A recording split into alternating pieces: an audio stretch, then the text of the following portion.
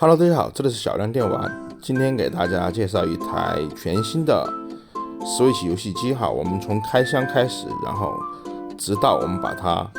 加好芯片、装好游戏的一个全过程拍给大家。一般来说，在刷机之前，我们都会拍一个开箱视频，来保证这个机器是全新的，是原装的。视频里面会有这个开机红，还有这个手柄。它是没有激活的一个状态，都会展示在这个视频里面。虽然说这个第一次的开机红是可以格式化机器之后，它会重新出现的，但是我们会在视频里面展示一下这个初始的一个原始系统，是保证是没有升过级的。再结合这个序列号的对码，还有这个手柄的没有激活过的一个状态。这样一结合下来是能够保证这个机器是全新原装的。在录制好视频之后，我们就会拆机，然后对机器进行一个刷机。我们会录制这个开箱视频，主要还是想买家买得更加放心一点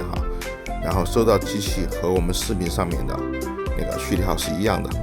在拆机和刷机之前，我们会给屏幕贴上一个临时的一个保护膜。然后我们进行一个拆机，先把所有的螺丝打开，把外壳打开，然后把那个里面的主板取下来。我们家的 Switch 是用的微波方案，为什么还会用这个微波方案呢？肯定很多人会说这个微波会出问题因为的确是在早期的时候，那个微波方案是它因为那个用一段时间，那个微波它的接住就可能是接住不到，然后就会出问题。但是现在已经和当年的微波方案是不一样的。具体是怎么不一样了？现在的微波方案已经非常稳定了。我们卖了可能有上千台机器，全部是用的微波方案。到目前来说，出问题的是非常少的，基本忽略不计。我们是从2个方面解决的这个微波的一个稳定性的问题。微波是和芯片下面的接触点是焊在一起的。另外，我们的微波的固定角，我们把它做了一个小的弯曲，让它往里面一直有一个施加了一个往里面推的一个力，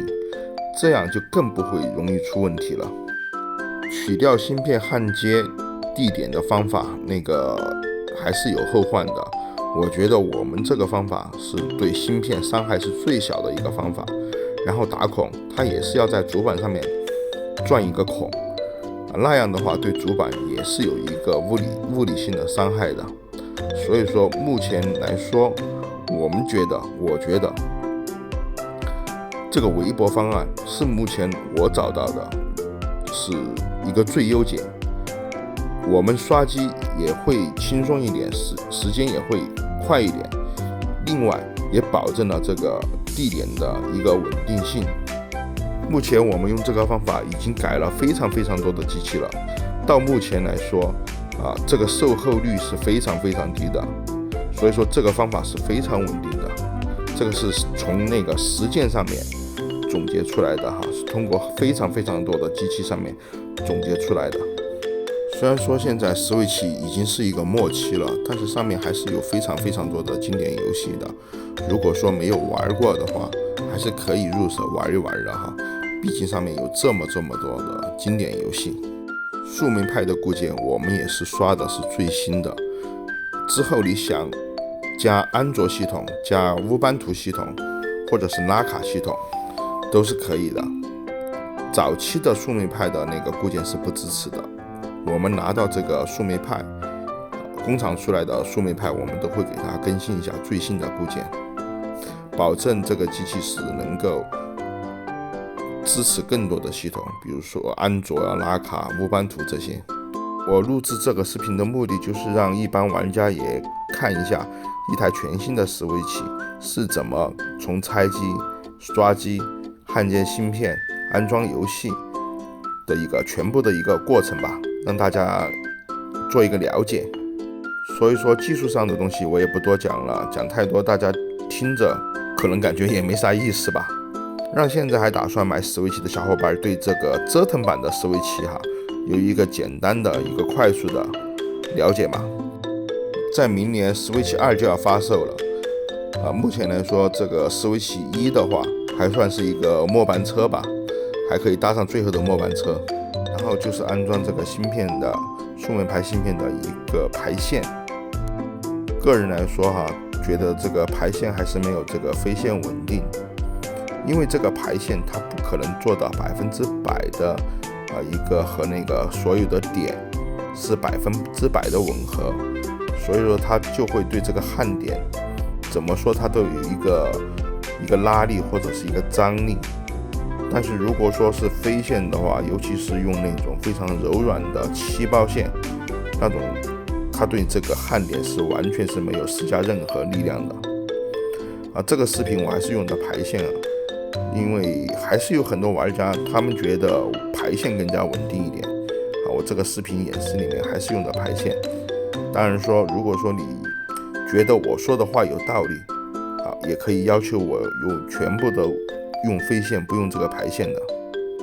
用这个排线的话，我们焊接的话要省力一点用飞线的话稍微要麻烦一点，花的时间要更多一点。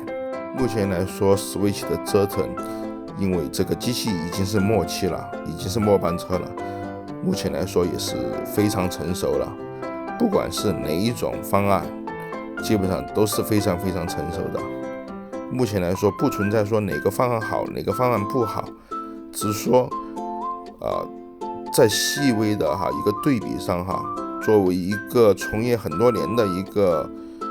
电玩卖家嘛，然后我自己也刷了非常多的机器了还是有一些经验的我就分享出来。总的来说，飞线的话是比排线更加稳定一点。大家买这个游戏机的话，还是关心能玩什么游戏，上面有什么好玩的。当然说，作为硬件方面的大家做一个稍微的一个了解也还是挺有趣的吧，我觉得对于一般玩家来说。然后就是安装一下这个 CPU 的一个排线，这个没啥说的，这个很简单的。这个就是要保证每一个焊点就焊得牢靠一点吧，就是焊点饱满一点，牢固一点毕竟买一个机器也不想就是拿回去用不了多久就出问题。所以说这一步的焊接虽然说很简单，但是也很重要。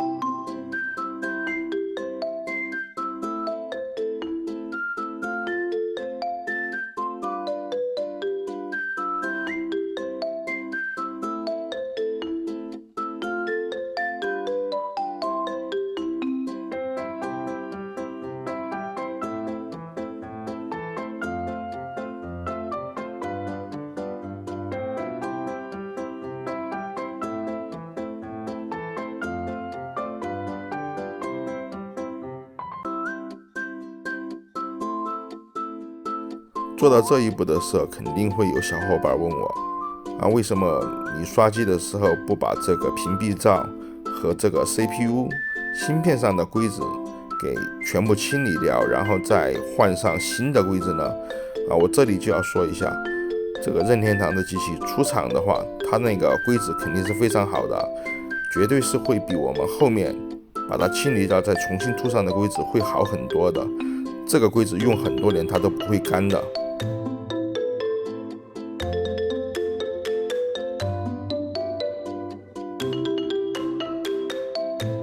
芯片焊接好之后，我们下一步就是把这个机器的本身的自身的系统给它升级到一个最新的一个系统版本。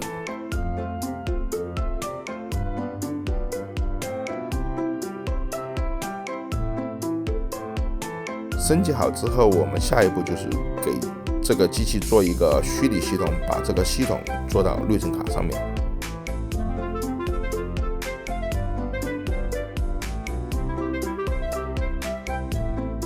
做好虚拟系统之后，我们下一步就是给机器安装好各种软件。安装好软件之后，我们就可以给机器安装好各种各样的游戏了。我们就会用 DVI 连接到电脑上面，给机器装上各种游戏。视频里面这个机器的内存卡是1TB 的，1TB 的内存卡大概是可以安装100到120个游戏，当然都是一些经典游戏。当然你也可以选你自己喜欢的游戏。